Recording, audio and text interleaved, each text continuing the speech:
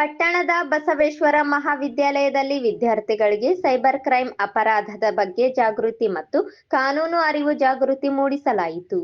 ಈ ಸಂದರ್ಭದಲ್ಲಿ DYSP Shri Dattatreya M Karnad, Shri Pundalika M Patatar, PI Lingasugur police ಠಾಣೆ, ಶ್ರೀ ಬಾಲಚಂದ್ರ ಲಕ್ಕಂ, ಸಿಪಿಐ ಮಸ್ಕಿ ವೃತ್ತ, ಲಿಂಗಸುಗೂರು ಪೊಲೀಸ್ ಠಾಣೆಯ ಸಿಬ್ಬಂದಿಗಳಾದ ದೇವಣ್ಣ, ಅಮರೇಶ್ ಭಾಗವಹಿಸಿದ್ದರು.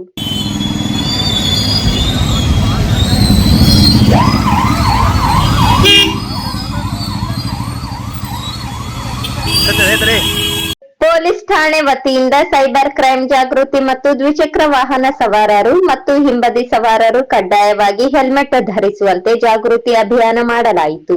ಪೊಲೀಸ್ ಠಾಣೆಯಿಂದ ಪ್ರಾರಂಭವಾದ ಅಭಿಯಾನ Basavasagara cross, Gudnal cross, bus stand circle, junior college ಮುಖಾಂತರ ಪೊಲೀಸ್ ಠಾಣೆಗೆ ಬಂದು ಮುಕ್ತಾಯ ಮಾಡಲಾಯಿತು.